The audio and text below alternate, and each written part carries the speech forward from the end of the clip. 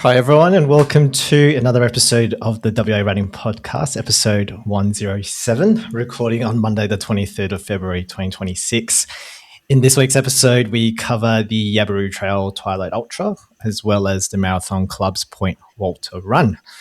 Across my screen is someone who, in the last week in our run group chat, has claimed to be a level 2 running coach with front runner performance. Chris the Metronome Shaw. How are you, mate? Thanks, Simon. Yeah, really put me in the hot water there. That's definitely not true. I'm going to put that rumor to bed that I created myself. But thanks very much nonetheless. No worries. It's been a good week of running for you, mate. It seems like we're back in business in terms of sessions, marathon sessions, that sort of thing. Yeah, I had my first kind of marathon session this week in trying to get myself fit to pace Bunbury, which was fun. Good to be back doing that. It's been a while. But yeah, it just reminds me of how it made me realise how fit I was last year and the year before, and so that's made me a little bit depressed in the last 24 hours, but. Still a couple of weeks to go at the very least, so good to see you back there. And then across the other side of my screen is someone who, I think on Friday or Saturday in our WhatsApp group, referred to someone, and I won't reveal who it is, but referred to someone as an F word, Vici Richardson. How are you? Wasn't what I was thinking you were going to say. Hello, I'm fine, thank you. I haven't done anything wrong or bad or said anything bad about anyone at all. I feel like maybe we're edging closer to an episode where we get a complaint against Vici. Yeah, me dropping myself in it. Yeah, possibly. But you've been well. I've been well, thank you. Yes. Very good, very good. All right, well, I'll hand the reins over to you to intro our guest for this week's episode. Thank you, Simon and Chris. So today we are joined by a friend of mine, Andy Carrington. Andy is one of those runners who is genuinely good for the soul of any running group that he's part of. He is a softly spoken, quietly impressive operator. He's always very generous to give advice and positivity when someone needs it, and he's ever present in the WhatsApp chat, even if he doesn't manage to fit in all the runs around his busy schedule. He is a sub-3 marathoner with a solid collection of backyard ultras under his belt. Hence, given we're just a few weeks out from Herdy's backyard ultra, we thought we'd get him on for a chat. And despite the fact that he hails from Luton, which is not far from where I'm from, I still annoyingly am that person that asks him to keep repeating himself on a run with him. So, Andy, welcome to the podcast. It's great to have you. Thanks for having me. So we'll kick off with a few easy questions for you. Tell us a little bit about your running journey. How did it all start for you? I was probably running a little bit in school in the UK, sort of 16 to 18, steeplechase, athletics, cross-country. Cross-country in the UK being quite different to cross-country here, where it's all manicured lawns and pretty flat. But then I took a roughly 20-year hiatus and started back again when I was in Perth with young children. Ran a bit for 3 years from about 2015. Took another break, so it's a very disrupted running career. And then really the last 3 or 4 years has probably been where I've been really stepping up the mileage and doing a lot more events. I think I've probably run more in the last 3 years than the 42 years before that. So that gives you a good indication of how disrupted it's been. Yeah, okay. So talk to us a little bit about the types of races that you've been and events you've been entering in. What floats your boat when it comes to races and what do you enjoy? I really enjoy a mix of sort of speed and sort of trail as well. So I've done a couple of blocks where I've been training hard for marathons. So I did a Bibber block with the Wolves crew, which was the sub-3 attempt, which was fantastic. But definitely gravitated towards a lot of the sort of ultra distance type events.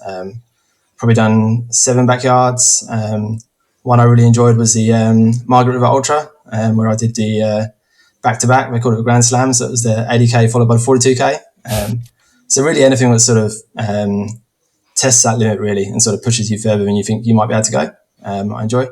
not a super fast runner generally. Like the sub 3 was probably a bit surprising in terms of marathons. Definitely more one who's got that sort of endurance engine rather than that sort of top end pace. But just going back to that Margie River Ultra double Grand Slam, you were one of about only like 5 people that did it, I think, that year, weren't you? I think there was 20 that signed up for it, and there was 12 that finished it. 12, okay, more than I thought. Still impressive. Yeah. And what's running for you? What does it mean for you? Because you're obviously a part of quite a few different groups, and we chat a lot, and we kind of bounce off each other a bit in terms of the meaning behind it all and why it's important, and the social aspects. Yeah, I guess it's probably been at different phases of my life. I think probably the last 3 or 4 years. So I had a marriage separation about 3 or 4 years ago. So running for me then was probably just a way to sort of get back and sort of re-establish a network in Perth. So as, the social side of it was really important for me. I enjoy the coffees and the chats as much as running, but definitely a fitness journey as well. Certainly in that 3 or 4 years, I've noticed in terms of just personal health and well-being, it's just been fantastic to sort of be able to run most days, and just the sort of boost that gives me at the start of the day. I think it really contributes to sort of a better work person, a better person at home, and it's just been great from an all-round perspective. I don't really thrive necessarily on a competitive aspect of it. It's more around that sort of, I enjoy being at events, I enjoy being around running, I enjoy the people you run with and the people you meet for it. Yeah. So a bit of everything. Yeah, definitely. Yeah. And so the Backyard Ultra, talk to us about your journey to your first Backyard Ultra and how many have you done? Because I've lost count of how many you've done. You seem to be doing them all the time. Yeah, well, I first got introduced to Backyard Ultra just through crewing. So I had a friend who was doing Herdy's, and I think I crewed for him 3 years in a row before I took the plunge myself and signed up. For me, it was really around that sort of atmosphere at the event. Herdy's is pretty special in terms of it's grown a lot since I first went to crew there, but it's a real sort of party atmosphere on a Friday, and you've got some real people pushing past their limits and beyond. So I just really enjoyed that. I enjoyed the challenge, but I wasn't really ready to step up and do it at that point in time. I wasn't running at all myself, maybe sort of 100 Ks a year versus 100 Ks a week. So I didn't feel like I was in a fitness state to run Herdy's, but I had that desire to do it. And so when I started to run a bit more, that was certainly one of the first events I signed up for. And that was probably Herdy's 3 years ago. And I think since then I've done Herdy's and Birdies, which is the other sort of main WA-based backyard each year. So it's 6 between those. I mean, I had the privilege of going to an event called Dead Cow Gully as well last year, which is in Queensland. And that's where you sort of you get a lot of the best runners in that ultra scene there, and it's just fantastic to sort of be amongst that crew. And then Herdy's this year will be number 8, I think. So I'm excited. It's only 2.5 weeks away. Yes, you're right. So it is 2.5 weeks away. Vicky, this will be number 2 for you, or you've done more? Yes. I can't remember. Number 2, and it'll be my first. I've not done, dedicated Herdy's training or any recce runs, so I'll be in for an experience come the 13th of March. So, there's obviously the physical elements of a backyard ultra in terms of the endurance aspect of it, but maybe talk to me about, I guess, the mindset or the mental game when it comes to a backyard ultra. At what point does that shift? Is it within the race, or is it even before the race? Like, I guess, talk to me about like the mental aspects of the backyard ultra. Yeah, I was reflecting on this, and I think it's largely mental for me. Like, I think in terms of fitness, like if you're the caliber runner you are, Simon, your ability to get around and run 6.7 Ks in an hour it should be really pretty easy. It's that sort of unknown finish line that's quite hard at the start to sort of get your head around, and you sort of questioning, why am I doing this? And loop after loop, you have to physically get yourself out of chair and move again. So it starts pretty early. Like, even if you speak to the very best ultra runners who are sort of doing 100 plus loops, they almost find the first 24 hours mentally the most challenging, because it's they're looking so far ahead in terms of where they need to get to. Sure. But it's definitely a mindset game. Like, I find a lot of people who do best are the ones who can stay really quite positive and can find ways to sort of get through the boredom at times and just sort of make a party of it, rather than sort of focusing on the running and the fitness aspect of it. Sure. Yeah. And all right, with that in mind then, so it starts on Friday afternoon, 4 p.m. What's going through your head at 2 a.m. in the middle of the night, whether it's the first night, second night, or so forth? Yeah, one of my goals this year is definitely to make it into a second night. Like, I've never pushed through a second night. I think Herdy's year before last, I sort of quit about 10 p.m. on the second night, and it was really that fear of going through a second night that caused me to quit. Yeah, sure.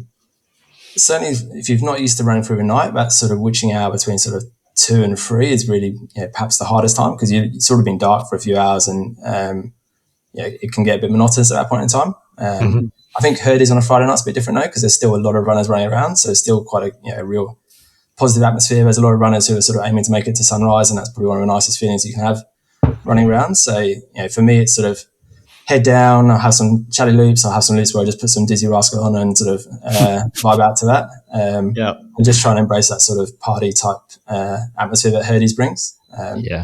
Beautiful. Cool. So we've heard Phil talk about him kind of sleeping and things like that, being put to sleep by his therapist. Are you employing any sleep strategies into your runs, even if it is that first night or through that first or the following day?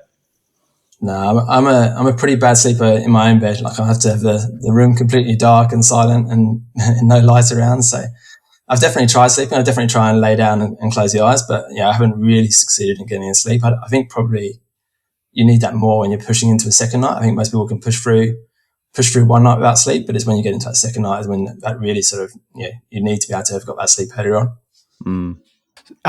So what is your personal best in the backyard ultra? Yeah, so I forget the person's name. I liken myself to that Scandinavian pole vaulter who keeps bettering their best by 1 centimetre. So a bit of one-day action. 30 at Herdy's a couple of years ago, and since then I've done 31 and 32. So 32 is my current PB. Beautiful. And are you looking to better by one, or are you looking to push a little bit further this time around? No, it's probably one of the things that really frustrates me, because both those retirements at 31 and 32 have been really mental, and it's been I've got a PB. What's next? What's the point in carrying on? Sure. And so I'm really working hard to try and get past that mindset point to be able to sort of push on, even though you haven't got as a near term sort of tangible landmark to get to. So fair enough. So you've done 7 now. What were, I guess, even thinking about myself doing it for the first time, what were some of the the biggest learnings or mistakes that you experienced early on, and what have you changed since then? I guess to try and push yourself further or go beyond, the mental toughness that a backyard involves. Yeah, I think my first Herdy's, I'd set myself a goal, which I think was a mistake in hindsight. I told myself I wanted to run till midnight and then be able to go home and get a good night's sleep to be able to do the things I needed to do that weekend. And I got to 12, which is midnight, and still felt pretty good, but I'd sort of told myself I was going to stop, but I thought I'll just do one more loop. And I went out and did one more loop and just died on that loop. I think because my mind had told me I needed to switch off at 12, and you adjust your fueling a bit as well. It was a horrendous loop. And I think mainly it was because I'd given myself that goal, and and the lesson for me there is not to set that goal. So you plan to do a lot more than you think you can do, and just go out there and enjoy it for as long as you can. I guess other tips, I think having an array of food around is really helpful. I've certainly gone into backyards and you get 12 hours in and you look at the food you've got around and you're like, oh, I don't want any of that. I wish I had this kind of food. So, and you can't tell what that's going to be before the race. So having a variety on hand is really important, I think. Yeah, I mean, I don't know if you had a chance to have a look at my spreadsheet, Andy, around my Herdy's. I guess based on your glance at the spreadsheet, any tips for me in terms of tweaking it or any changes I need to think about? I think that was my spreadsheet, wasn't it? It was. I mean, it was Vicky's spreadsheet, in which I just changed because I looked at Vicky's spreadsheet and I went, there is no way I'm just consuming Bix electrolytes for all 16 laps. And neither will I this time. Yeah. As much as I love Bix, I think I need some variety in the liquid department. So I've changed that, and I changed some of the foods. But is there anything that you can see, Andy, in terms of something that I need to consider? I think it's just being flexible. Like I like to take a tailwind or a big out on a loop, and I find I get a bit sick of those after a few loops. And you want to be able to sort of pick up something else. You don't know what it's going to be when you set your plan. And so for my plans now, I'm pretty flexible. So I know how many grams of carbs I want to get a loop, and I know 5 or 6 things that will get me that amount of carbs, and so I can just sort of pick and choose from those. And I don't feel like I have to stick to my plan exactly because it's got that sort of flexibility in it. The other thing I find is really helpful is I sort of stick to sort of meal times. So I have something a bit more substantive, even though you don't necessarily need that same amount of food. But, sort of breakfast, lunch and dinner, I'll still have something that's sort of a bigger meal and probably, run a bit quicker that loop to make sure I can have a time to sort of eat and digest it. Yeah, cool. Andy, I remember like maybe year before last, we ran the Parloof relay against each other and I think you guys had a win. But at the time, I think you were going through a bit of nerve pain. Has all that passed now and you back kind of moving pretty smoothly? I never know when I've got sore back, if it's just age or legacy from nerve pain. But no, I've had a few ups and downs in terms of injuries. More recently, sort of Melbourne last year, I did a marathon sort of October time and had sort of ITB after that. So I've been sort of ramping up really from December through till now.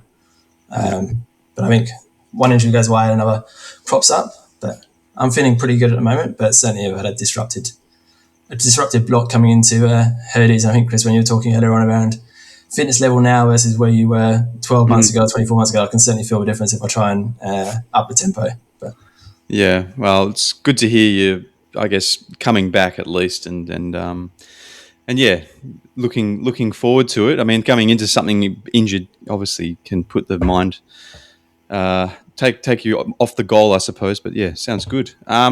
We've got some quick fire questions here, Andy. I hope I don't ask anything too personal. I haven't looked at them, so I'm about to just shoot. You mentioned fuel earlier. Having a variety of things. Like, what is your very favourite thing to have on the list? Is it polony sandwiches or a bag of crisps? I love a banana, and I've been experimenting with some rice balls as well as a snack between laps. Yeah, cool. Very good. I want the recipe to these rice balls. Please, can you send that to me? Yeah, I can send it across. Yeah. Fantastic. We'll share with the listeners. What kind of personality would you say suits a backyard ultra runner? It's quite a hard one. I think you've got to be a good planner because you do have to have a sort of thing there. But I think really it's that sort of positive mindset is probably the biggest one. Sort of try and see the better in things rather than default to a sort of gloomy outlook. Yeah, the glass half full type operator. Yeah, very good. What has backyard ultra running taught you about life? Oh, that's deep. Yeah, that is deep. Shit. I was feeling deep when I wrote these questions. I think there's a real skill in backyards around just focusing on what you can control. It's probably the same in life as well. And it's probably not getting too negative around things that go wrong and that you can't control, and just focus on doing the best of what you can and then responding to those sort of quirks that might come up during a race. Yeah, I guess a backyard's a bit different to some kind of ultras in that you can't really have a bad loop because if you don't finish in an hour, you're done. Mm-hmm. So you have to be able to respond pretty quickly to those sort of uncontrollables, but not get down about them. Yeah, that's very wise. One word to describe the format. I'd say social. Like it's pretty rare that you have an event where you're not trying to race people and you start every loop with everyone else, regardless of how quickly you run it. And it's you meet a lot of different people through the training runs or the event itself. Yeah. That wasn't one word, was it, Chris? Nah, social. We'll take social. One piece of advice for someone considering their first backyard. Simon's probably already touched on that, but if there's anything else to consider. I would just bite the bullet and sign up. Like, it's a very social format. It's a fun format. Sign up and then make a plan after. It sounds like Simon's done as well. So. Yeah. I've got a piece of advice to add to that. The 7 p.m. loop, you have to have your head torch and you have to have it charged. And it doesn't look like you'll need it, but you will. Okay. By halfway around the loop, it will be pitch black dark, but it's light at the start. Yep. It's funny because I actually haven't put a head torch on my list of things to bring, so I'll just add that right now. I might have to give you back that hedge torch you gave me the other day, Simon. So you've got another. I think so. Yeah, some people take two. I certainly remember at Birdies one time, you have a head torch, but you forget to take it out, and then you're in the middle of nowhere in the dark, and you just have to cling to someone and try and run at their pace so you can see where you're going. Yeah. Which is exactly what I did with Andy, if you remember, through the wooded section in the middle of the night. My head torch died and I was using my phone, and then I caught with Andy and I was like, I'm going to run behind you for the rest of it. Thanks very much. Your best memory from a backyard ultra? Probably got a couple. I certainly really enjoyed Herdy's the first time I broke 24 hours. And that's probably the only backyard I've done where I really sort of significantly surpassed my sort of expectations of myself. And so it felt great just to be sort of running around and still feeling comparably quite fresh compared to where I expected to be. And Herdy's for me is probably only 2 or 3 Ks from my house and a couple of Ks from my son's school. So there's lots of school kids there cheering me on and just really uplifting on that second evening. And then I think from a spectator point of view, just going to Dead Cow and watching the sort of the elites of the sport running around, I finished after 32 hours and 3 days later, we were still running around in circles and, it was just campfire chats. My partner was there and it was nice just to sort of see these guys loop every hour and just, it's almost like test match cricket at that level, I think. Yeah. War of attrition. Yeah. Your very worst backyard moment? I've only had one where I've really retired through proper injury. So I had birdies in my second backyard. I was about 18 loops in and feeling pretty good. And then I got some kind of metatarsal type injury on the top of my foot, and that was really quite painful. I tried to, I had about 7 or 8 laps running with painkillers, and then I realised that it was actually pretty bad. And for about 2 or 3 weeks afterwards, I was couldn't wear work shoes and those kind of things. So, yeah, right. But just turning back and knowing that you'd actually done something pretty bad to your foot wasn't that fun. Favourite lap of the day? Sunrise, midnight, sunset? I love the 24-hour loop. There's a lot of people who really set that as, whilst I say don't set goals, a lot of people do have 24 hours as a huge goal. And you see a lot of people who you've been running with for 3 or 4 hours before that who are completely done, but they're pushing themselves to get there. So it's just a great loop to see them sort of get past that milestone and celebrate. Yeah, awesome. I guess, you ran Melbourne Marathon last year. Is there anything on the cards after Herdy's? My other A race this year is Sydney, so I've got in through Sydney through a sort of returning place there. So after Herdy's and after recovery, I'll sort of go into that sort of marathon build and start to do some speed for the first time in a while, which would be great. Yeah, cool. What kind of I kind of know what a recovery for a marathon looks like. What's a recovery period look like for a backyard ultra if you're running, 24 hours? I feel like it's quite different to a marathon. I feel like a marathon is maybe sharper and more intense, whereas a big backyard, you get the sleep deprivation as well. So you sort of you have a period of time where you're just a bit dozy and a bit slow, but this sort of muscle fatigue sort of hangs around, I think, for a bit longer. So it doesn't feel the same in terms of intense DOMs and that kind of thing. It can do, but it's definitely a longer, slower burn. But it feels a long time before you're getting back to be able to run at pace. But that's exciting, mate. Sydney Marathon, that's a big one. You obviously done it before with the returning ticket. Did you have a goal in mind for that, mate? You're gonna? I'd love to PB, so I'd love to. My PB is I think 2:59:56. So anything sub 3 should get a PB. Which I figure at Sydney is probably maybe equivalent to about 2:57, 2:58. So if I can get back up to that fitness, I'd be very happy. Awesome stuff. Very good, Beautiful. Mate. Very good. Very good. All right. Well, I guess one of the questions I've got to ask actually, and we'll head into your training weeks. What has training been like preparing for Herdy's? And I suppose how is that different from perhaps a marathon build heading into a backyard ultra? So what sort of training are you thinking about when it comes to a backyard? Yeah, my training week's always a bit disrupted because I have sort of shared care of my kids week on, week off. So I kind of have 1 week where, if I have a good week, I'll sort of top out at about 70 Ks, and sort of a maximum of sort of an hour a day because it's hard to get in. And then I'll have a bigger week, which is maybe 130 K. Ideally sort of back-to-back long runs or, double run days just to build that sort of fatigue. Probably the biggest difference to marathon training modes is, it's more time on feet versus speed. So there's certainly less I would do in a way of sort of interval type sessions, those kind of things. So. Yeah. So has this last week been the 70K week or the 130 type kind of week? Yeah, my kids have just gone back to their mums today, so I'm just about to start my bigger week. I might moderate it a bit because it's only 2.5 weeks out from Herdy's, but hopefully 100 plus this week and then taper down. Beautiful. Yeah, sounds cool. Good, mate. What about strength training? Does that factor in? Is that something you need to or do consider as part of your Herdy's training? All the best runners do strength training. I don't do strength training. I'd love to be able to get the motivation to do it, but I find it very easy to get out and go for a run most times. I find it very difficult to try and get some strength sessions in. I wish I could. I think it's a pretty common theme on this podcast. Yep, that's a good excuse for me not to do any. Very good, man. Well, stick around. We'll go through everyone's training weeks. Maybe we'll start with you, Vici. How's your training been? So you're back. You're back in Australia. You're back in Perth. I think you spent some time down south for a little bit, but you're back in Perth now. So how's your training been? Yeah, it's hot in comparison to the UK. Yeah, but it's been okay. I went down south last week for about 4 or 5 days, and I did a couple of sessions. I felt great. I was feeling like I've had a bit of a sore Achilles, but I was like, no, it was good. And then I went out for a long run last Friday, not Friday just gone, the Friday before that, and did 32k, and about 6k in, got a very sore shin. By the end of it, I was hobbling. I was definitely limping and shouldn't have been running, and was convinced that I've got a stress reaction, and was like, oh my God, the world is ending.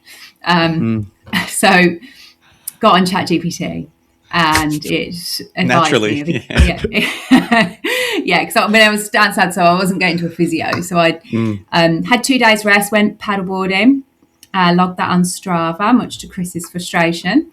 And I legitimately believe that is a good core workout. Okay. And had 2 days off, and then ChatGPT suggested that I did a little run walk, so I did. By that point, I booked in at the physio on the Tuesday, and I did this run walk, and I couldn't feel a thing. I was like, I think we're good.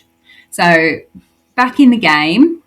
I do have a bit of Achilles tendinopathy, so I just need to manage that carefully, which I have been. And last week I ran, I actually ended up running every day because I felt like I could. Awesome.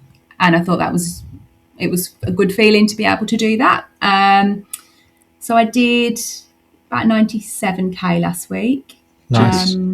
Which I thought was all right considering I'm managing a niggle. Got in the gym twice because I can't not do my very heavy calf raises at the moment. I think I'd be stuffed. And I didn't do many sessions, to be honest. I did a slightly quicker park run on Saturday. But my main session was a Herdy's recce on Friday night, where I did 4 laps, and that was fine, enjoyable. And then got up and did a Wolves run on Saturday morning early. So yeah, that was it. It was pretty good overall. Nice. As someone who doesn't do parkrun very often, how do you choose which parkrun you go to? Because I mean, I feel like there's a few people that do like maybe half a dozen that they kind of rotate through, or maybe they try and do all of them. It's always interested me. I think I've spoken about it not that long ago, but I'm hooked on UWA parkrun at the moment. I love it. I know it's not the fastest because there's lots of turns, twists and turns, but it's nice. It's a nice size. It's a nice location. I like the buildings. It's a bit different to some of the others. And I particularly like the breakfast afterwards. So my partner will either cycle down or come and meet me down there, and we have breakfast, and it's just I feel that's a nice social occasion. And actually we generally end up sitting and having breakfast with other people who are there, because there's a couple of guys from the Yellow Run that we do, that Andy and I do on a Thursday. They tend to do a long run there on a Saturday, so we've started having breakfast together. There's another couple of people I know at parkrun, so it's quite sociable, and yeah, like that one.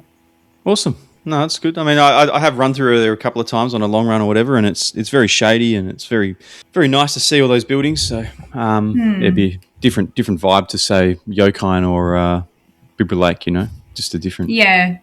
Yeah. And Perry Lake's my home run and is closest. And that would be my other one that I would go to. generally they would be the two because they're Lake Claremont as well. I like, it's nice because it's got the bit of undulation in it and a bit of limestone. So Wicked. Very good. And then one question from me. Did you get Yochi on Sunday?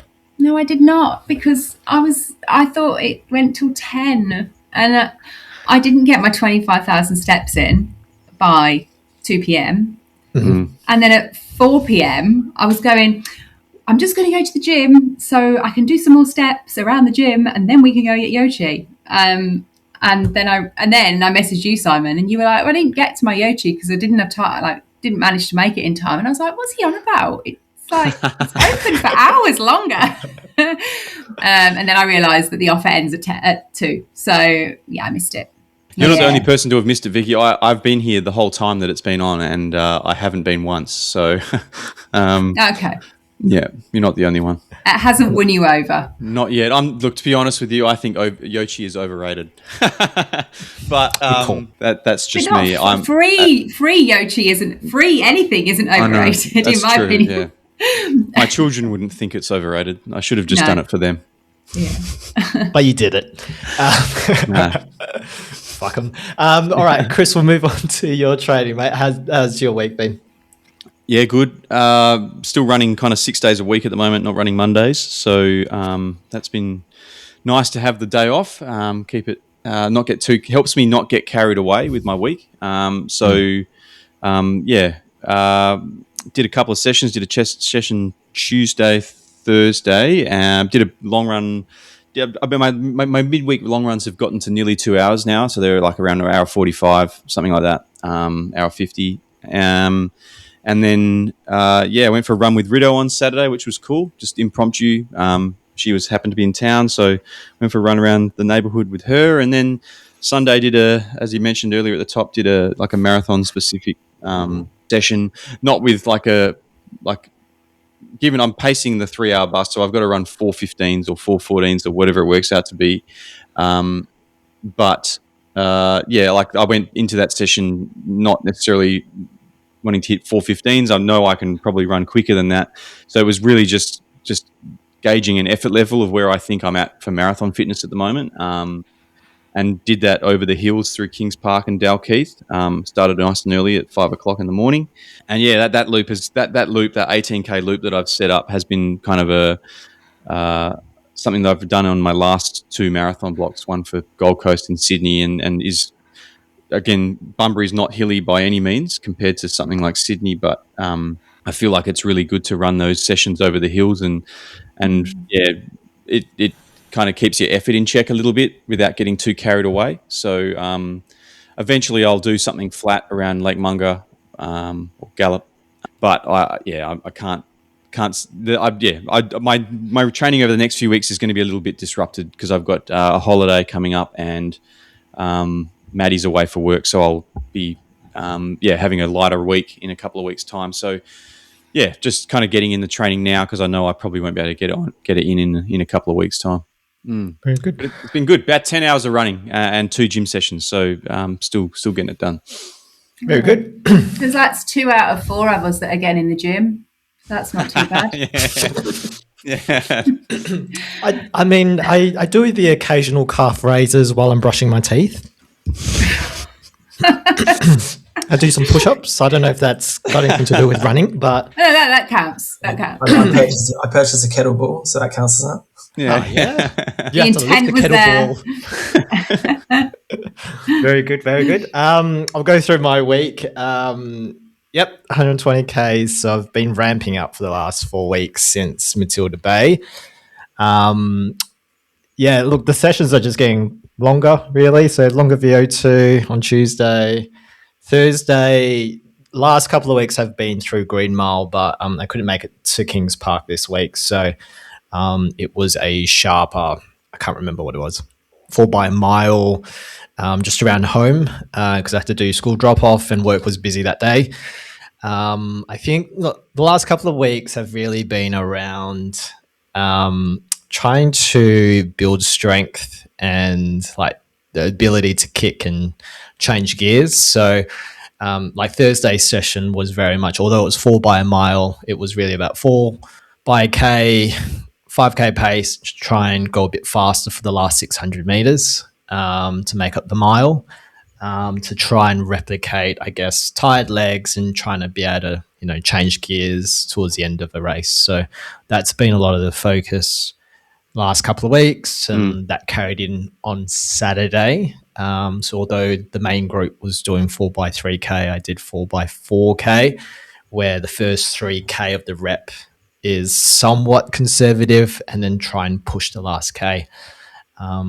So yeah, doing that on the coast, heading up north from Scarborough is quite undulating and tricky. And, with the Roto swim cancelled, it was quite windy. So you sort of head out with the tailwind and you don't realize how much of a headwind it is until you turn around and it sort of hit right in your face. So so it was a tough session, and it was like 25 Ks worth of running on a Saturday to then back it up with a long run on Sunday. But all in all, sort of pulled up okay today, and body's feeling good despite the mileage and all that. So it's been ramping up last 4 weeks. 110, 114, 120.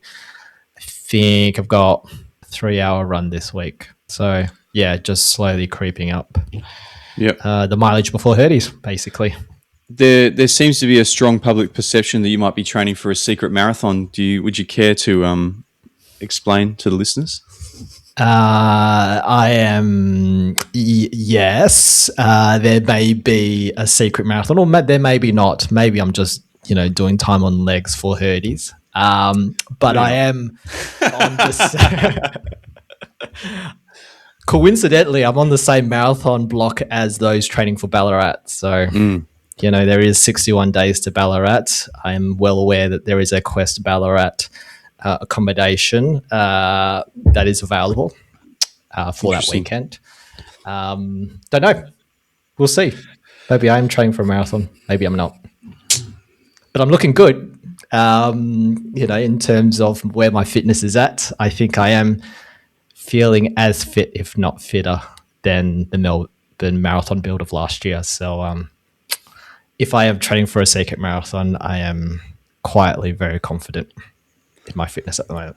Wow, he's really leaving us guessing. Yeah, that's not appreciating the deceit. Or maybe I just turn up to Bunbury and just run a marathon. You're a media personality, Simon. You can't do this. You can't keep these things a secret. It's like the guy from One Direction. Yeah. So it'll be interesting what Herdy's does for that build, Simon. Yeah, I know. Yeah. Herdy's might fucking break me. It's a 3-hour training run. If you see me pull, if you see me pull the pin three laps in, maybe it's very suspicious behavior. No, I know you hate to hear this, Andy, but I have put a limit on Herdy's. It won't be 3 laps, but it will be a chunky run. I promise you that. Because the side of the coin is, Chris needs to consume the same amount of ice cream with the number of laps I end up doing. So I am caught up between what is an acceptable number of laps. Yeah, and my current record for soft serves in an hour is 14. So if that gives you some indication about what he's aiming for.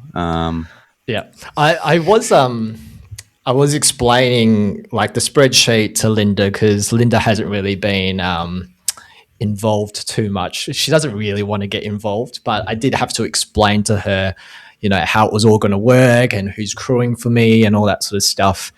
And I was just walking through the idea that, look, it starts at 4 p.m. So maybe, you pick Miata up from school and then, drive down, maybe see me start and maybe stay for a couple of hours until dinner, and then come the next morning. And so in my head, so this is what I've told Tina. I've told Tina 15. So 15 gets me to 100K, right? And Chris's PB. Yeah. Takes me to 7 a.m. So Linda then goes, well, 7 a.m. is a bit too early for me to take Miata to Herdy's. So how about you do one more lap to 8, and then I'm not rushing to get Miata to Herdy's. So maybe it's 16 at this stage, is what I've penciled down, which is why there's 16 rows of the spreadsheet. Maybe. If Simon's being a really nice husband, he'll just do 17 so Linda can have a sleep bit in. of a sleep in. Yeah. So yeah, we'll see. That's the plan. So Tina's actually got it down as an 100k aerobic run on that Friday, Saturday, and then we'll see how the body pulls up. And Joondalup half is technically my A race, and that's 17th of May. If I'm not doing a marathon between Herdy's and then. Interesting. Yes. All right, well, we'll let the listeners be up in arms for the next week or so until we record again, and we'll find out. We'll put some pressure on you, see if we can squeeze out bit of information this week. Yep, very good. I mean, I've heard, I was talking to Lisa. Lisa trains with Team Tina, and she said she's willing to bet her car that I'm training for Ballarat. Certainly sounds like a good marathon. I've heard people rave about it as a course. It's an excellent marathon. Yeah. The people only complain about, I think, the wind around the lake, but I don't know. Yeah, we shall see. Very good. All That's right. exciting. Well, Ballarat Marathon, April 26th, if anyone's asking. 61 days. Yeah. And it just happens to know that fun fact. Don't know. Yeah, I don't know how I know that. We'll see if I put BM 2660 tomorrow. What I was going to ask actually, what does ILWAA mean? Because I wasn't sure what race to train for. It just stands for I'm lost without an acronym. Nice. But maybe I do have a race in store, and maybe I'll change the acronym tomorrow. Exciting. Very good. I'll hold you to that. All right, let's go through results, mate. So we've got the Yaberoo Trail Twilight Ultra here. I think is it? I can run through it here, Vicky. I'm already talking, so yeah, you go for it. Yeah, I'm going to try and sabotage some names. So this was held on Saturday, 14th of Feb. The 5K was the female race was won by Sophie. I've already fucked it up. This is a nine and under. That's a child. Sophie Boos, coming in first there in 30.09. Second was I'm really confused because it says here first female, but these are age group numbers. Okay, now I'm apologies. I got Layla McStay coming in second in 33.10. Then we've got Chelsea Decker in third, 36.23. The 5K for the males was won by David White in 24.42. In stark contrast, David is in the 45 to 49 category compared to Sophie, who was in the 9 and under. So we had Kai Staines, 28.44, coming in second, and then Bo Harima in 34.53, again from the 9 and under category. Crazy. 10K, the females race was won by Ebony Regan, 45.52, followed by Emily Murray, 48.43, and then Leanne Martin in 56.10. The males race was won by Levi Quinton, 43.26, followed by Ryan Binns, 49.12, and presumably uncle or father of Adam Binns, coming in third, 51.43. The Binns family, 15K was won by Sandra Sivior in 1:30.14, followed by Rachel McRae, 1:37 flat, and then Sue Libis in 1:41.30. Men's race was won by Travis Kemsley in 1:27.13, followed by David Lester, 1:28.57, and then Craig Bowden in 1:34.19. The 25K women's race was won by Ava Perry in 2:03.47, followed by Olivia Lee, 2:07.28, and then Nikita Fredonnet in 2:11.11.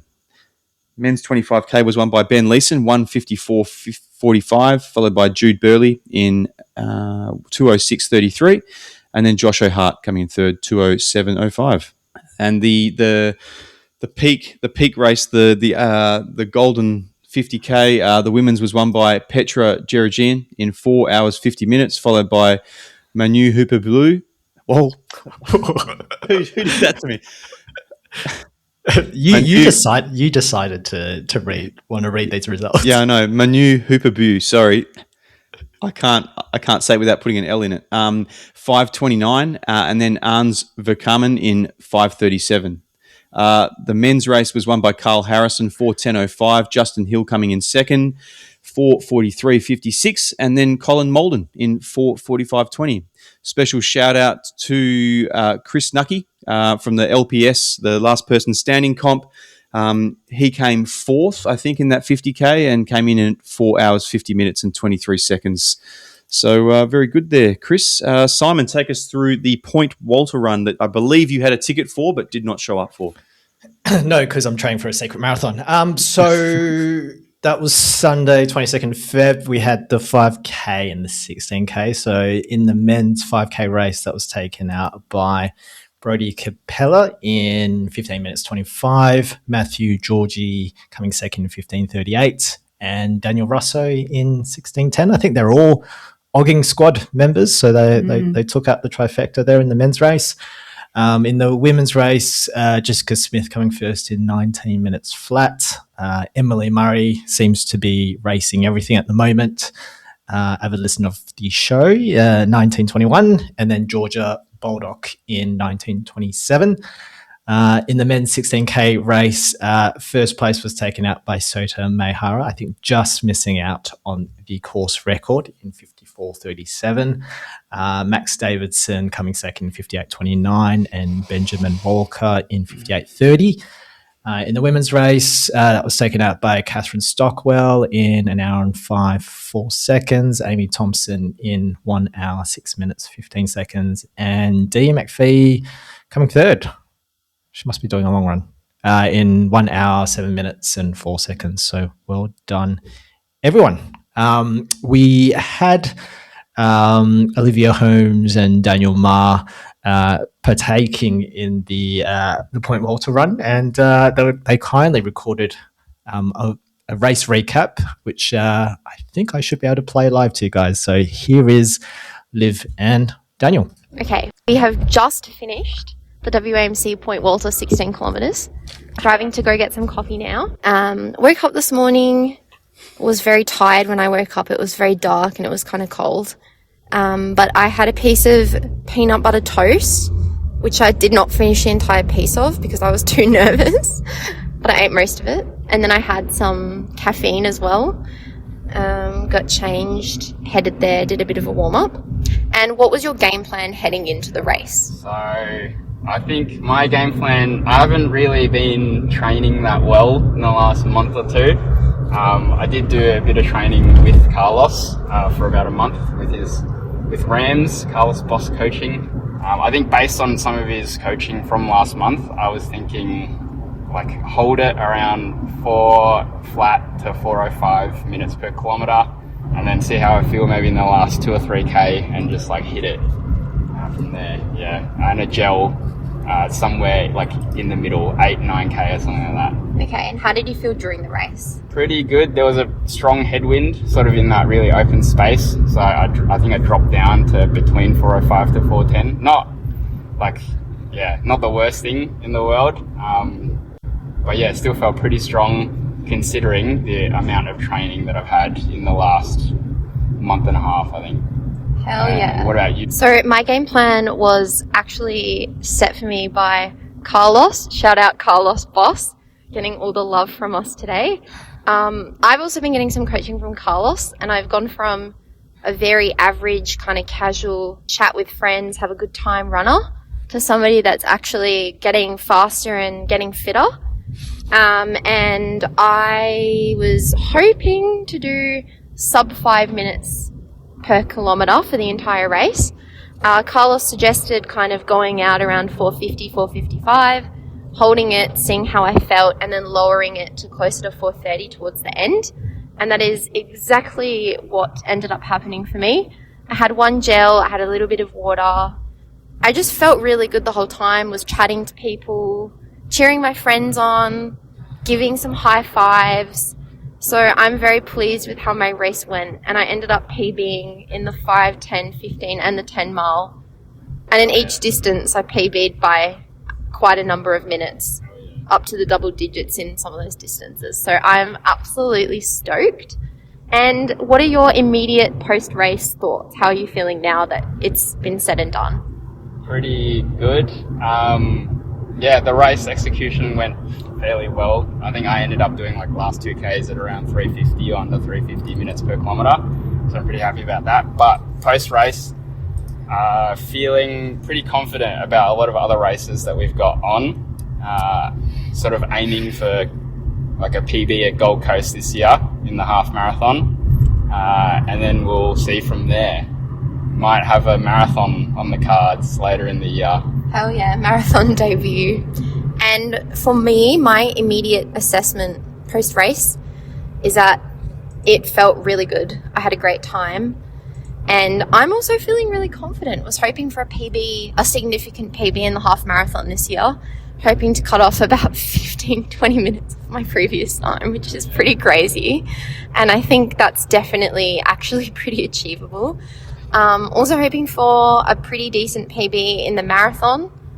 And are we doing an 80-kilometre race this year as well? Which, I mean, like, I literally have no previous record to break there. Just doing that one for the vibes, really. So yeah, that's our recap of Point Walter 16K. For anyone listening, WAMC races, definitely very good fun, very enjoyable, and something that I think a lot of people should sign up for. Oh, they recommend. Yeah, good vibes, well run, just very good time all round. The only thing that I would say is don't forget your bib and your timing chip, or you will end up like me, almost in tears, about to do a race. But I got it done. I don't have a chip time, but I know my time off of my watch. So I'm sorry, OMTIE. But next time I will have a chip time, and it will be an actual official PB. It's a shame that doesn't count, Liv. I guess that was a DNS for Liv there. Yep. Better luck next time. No, I think I've done that on 2 or 3 races with the Marathon Club. Actually, taken Henry's chip instead of mine, and had no time to. So it's unfortunate, but I guess better luck next time. Better luck next time, Liv. I feel like I don't know if I shared this on. I don't know if you've mentioned on the pod, but Mike Lawson came 3rd at Perth 32 last year, and turns out he forgot to sign up, so didn't come 3rd. But at least it was a good run pre-Melbourne for him. But don't forget to bring your chip and bib, guys. All right, well, let's head to upcoming events, Chris. Yes. So on this weekend, we've got the Perth Trail Summer Series Chitty Chitty Run on Saturday, running through Sunday. There's they've got 5.8, 11.1, and 16.4K races there. We've got the Lark Hill Party Ultra on Saturday evening. There's a kids 3K, there's an 8K, 25K, 50K, and 100K. There's also the mega multi-stage Rager, which is like 50 miles or roughly 80 Ks, I guess. So that's I think like a 2.5 kilometer lapped course. So something along those lines. So if you're into the loops, by all means, jump on board. The Bin to Bin Marathon down at Narrabeen, and obviously Ash educated us last time we spoke, Simon, about what the bins were, wheat bins out there in the wheat belt. So that's on the Sunday, the 1st of March. Maybe that's the secret one you're training for. The Peninsula Twilight Run's on the 2nd of March. That's the public holiday week this weekend. So Monday evening, there's a 5K and 10K there. I don't think that one's sold out like the Point Walter Run was. So maybe, hopefully, if the weather's good, little opportunity to run quickly there. Herdy's Frontyard, as we've spoken about, 13th of March on the Friday. Don't need to say too much more about that other than best of luck to all of you, the other 3 of you who are partaking in that this year. Canning River Running Works Festival on the Sunday there. It's everything from 10K through to the marathon. We've got the Darlington Half Marathon, which is part of this new kind of half marathon medal series that the Marathon Club has set up. I think that's the first of them. So that's on the 15th of March. The WA Coastal Running Festival, Whitford's Nodes Run, we talked about a couple of weeks back. That's on the 22nd. I believe it's sold out. So unless you want to steal someone's bib or you can find one on Marketplace, you're out of luck, shit out of luck. Xterra Dunsborough is on the 28th of March through to Sunday, 29th of March. 12K, half marathon. And then, of course, another sold-out event, the Great Bunbury Three Waters Running Festival on the 12th of April. So, all things, many exciting things coming up. I think beyond that, there's the Bridges Fun Run, and then so it just so happens to be Ballarat Marathon on the 26th of April. So, things to look forward to. Vicky, take us through some of the things you might have observed or spoken about this week in your verbalizations. Actually, two things on what you've just said. The Bin to Bin Marathon, I feel like the Bins family from Nice, the Yaberoo 10K should definitely be partaking in that event. I think it would be a travesty for them not to be there. Secondly, I can fully endorse the Chitty Chitty Run event. I did it last year or the year before. The first year they did it. It's such a good event. It's really fun. I did it purely for the name because I love Chitty Chitty Bang Bang, the film. And, lives up to all expectations. Nothing like the film, but really good fun. And there is a great bakery in Chittering. Nice. Which is good for afterwards. So, if you want a bit of trail, bit of single track, it's pretty hard trail, I would say, for a non-trail runner like me, like mountain bike tracks. Cool. We also signed up for the Whitford's Nodes team relay, Vicky, after Herdy's. So I know we did. I know we did. Yeah. So we're going to have to back that up the following Sunday. Yeah. Unless you're still going. Yeah. I mean, I'm not sure what state I'm going to be in.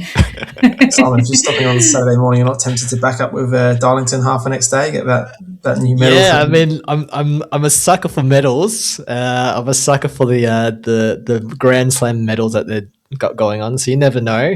It could be a good training run heading into whatever marathon I'm training for. So yeah, I don't know. I feel like 100Ks on Friday, Saturday, then do a hilly half marathon might be asking for too much, but the temptation's there.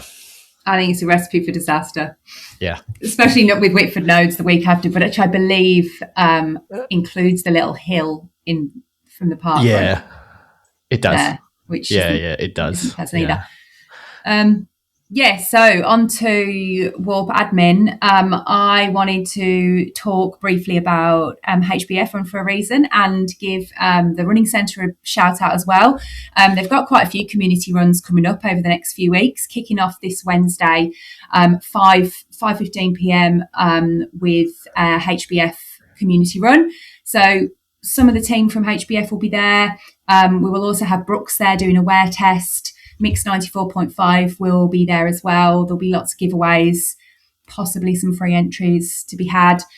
So definitely worth getting down to the running centre. If you have a run on Wednesday evening, or if you don't, just come down for the socials and the prizes that are up for grabs. And then we also have next week, we've got the running centre have got another wear test with us. We will be there on Wednesday. I get confused this week's Wednesday with On. So that'll be good because I've never tried any On running shoes. So I'm going to. Well, these are, I think, pre-release Cloud Monster 3 / Cloud Monster Hyper 3, I think. So these are before they've been on the shelves. So if anyone wants to try those shoes out, I believe Matt Maguire was a big fan of the Cloud Monster back in the day. So, maybe we might see Matt down there on a Wednesday night if he's not fighting a fire somewhere. No, he's still in last person standing competition, so he's still getting his impressive. Runs, so, yeah. Mm-hmm. What week are we up to? Week 22 this week. Yeah, okay. Yep. Very good. How many people remaining? I think there's 41. Oh. I think. Ages. It's going to go for a while. Yeah. Yeah, okay. Yes. What else on HBF? I did want to also mention that early bird pricing ends on the next Monday, the 2nd of March. So if you want to get yourself a discounted entry, get in quick. The half marathon is selling fast. The other distances are selling fast as well, but the half is the event that we have the least amount of entries in. So I would recommend everyone get their entries in. And we might have something exciting next week to share on HBF as well on our socials. Over to you, Chris, I think, to talk about weapons. Yeah, so we just had Dan Maher and Olivia Holmes giving us their recap, but what we noticed a couple of weeks ago now, I guess, was them recording a Strava activity at a concert for Chapel Roan at Laneway Festival. I think they were volunteering, helping people out, but recorded. I'm not sure what how many beats per minute or how long that activity went for, but that's certainly weapon worthy. We saw Justin Mulhair, the Duke of Darch, with a verified FKT along the coastal plains, 51 kilometres with 500 metres of elevation, starts in Yanchep National Park around Lake McNess and then heads out southeast over sandy coastal bushland to its termination at Neves Road in Bullsbrook. So no water sources, and the FKT website recommends that during this in winter or spring, but Justin attempted this on the 15th of Feb, so an absolute nutcase. Simon's nemesis in the northern suburbs. So he did say that there is a lot of overgrown scrub, so he recommends tall socks just in case any sausages come out of the bush to bite you. Now we had the Vici put in one here for the last person standing comp. We've got Emma Haak, broke her arm a few weeks ago and has continued to run. And now it's like week 22, as you said. So that's pretty impressive stuff. Hopefully the break's not too bad. And have you seen photos, Vici? Is it in a sling? Is it? Yeah. I think it was a running injury. I think she actually collided with a cyclist. If I remember rightly, that's no good. I think I've got that right. So yes, it was actually a injury that she did while she was taking part in the competition, and she thought she was out, and then she was like, "Oh no, I'm back. I'm still here." So yeah, shout out to Emma. Yep, no, very good stuff. Matt Neves ran Tarawera Miler over the weekend just gone, or the weekend before now, I think. Yeah, that's he did that in honour of his late father. Awful conditions out there, very muddy. But as Matt always does, he got it finished. I think he had to record it in two separate Strava activities because his watch ran out of battery after about 122 Ks. So he ran the remaining 40 odd Ks off of his phone battery. So that's super impressive. I think he said it was probably the hardest thing he's ever done. And it sounded like it took. There were a lot of runners, probably maybe more accomplished than Matt who didn't actually finish. So to actually finish it off is incredible achievement, Matt. So congratulations. Very inspirational stuff there, mate. We saw Mitch Grey a couple of weekends ago run a Japanese marathon in a pair of jeans. Fortunately, he did have a pair of half tights on underneath the jeans, so the chafing wasn't quite what you'd imagine. But I'm not sure of this exactly, but he might have been inspired by this massive jacked dude. I don't know if you guys have seen him. His name's Truett Haynes.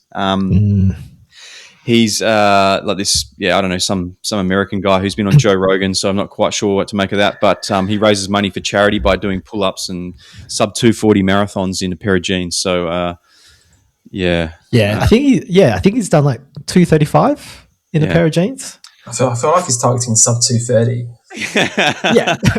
Yeah. He's got a couple of world records under his belt, I think. So, obviously Mitch hasn't broken a world record here, but I think Mitch is probably one of the more unhinged individuals in Perth running scene, and it was very good to see him back doing unhinged things. And I think the comments on his activity reflected that. So good to see Mitch. Looking forward to what you got coming up next. And then we had Margie Hadley. I think she's on day 54 today of Hardcore Harry's. She's in the final three. We joked about this a couple of weeks ago, Simon, about talking about what the benefit of running 54 days in a row with escalating kilometers per day for $2,000. We're talking. I don't think we've done the numbers on the cents per kilometer, but it's getting lower. Yeah. I think she's running Herdy's as well. I think she'll be a favourite there. She feels like she'll just carry on now until Herdy's and just start early on Friday. Well, that's a good point. So, how many Ks you get for 24 hours for a 160. 160. Yeah, right. So she's going to be well ahead of the curve if she's doing 160 a day. Maybe she'll be the last one standing by the time Herdy's comes around. Based on it's still a couple of weeks away, right? So 3 weeks away. Interesting stuff. Anyway, that's us. That's cooked. That's bonkers. That's us for another week. Thanks very much, everyone. Yep. No, thanks for joining us, everyone. Thanks, Andy. All the best for Herdy's. I'll see you on the start line, mate. And until at least 16 laps, I reckon. And then I feel like because you talk about this handshake we made when we did the Wolves long run. I just don't remember that happening. We shook on 100, but it was 100 miles, and you thought it was 100 Ks. Yeah, okay, that's understanding. we shall see at Saturday 8 a.m. What the mind is like, and whether or not I keep going or not. Vicky, nice to see you again, and Chris, as always. Always a pleasure. You can reach out to us at WA Running Pod. Our email address is warunningpodcast@gmail.com. And our Strava group is Warp. Thanks for joining us this week. And we will catch you next week on the WA Running Podcast. See ya. Thanks, guys. See ya. 시몬, 크리스, 비키가 왔어. WA 러너들을 위한 팟캐스트. 매일 벌음 서브스를 새로운 지배자 사이먼. 36분 10K 자질 바쁜 마라톤을 향해. 메트로는 크리스 폭발적인 막텐 스퍼트. 아이스크림도 스쿱 가끔은 장식행. 샌맨 챔피언 비키 부스티케 해변의 여왕. 언제나 스마일 너무나도 착한 그녀. WA 러닝 팟캐스트 함께 달려. 훈련약이 로컬 레이스 결과. Weapons of War 놀라운 질 주상한 스트라바. WA 러닝 팟캐스트. Yeah, we're the one. All weekend. What on earth is this? All weekend. It's like my daughter loves this.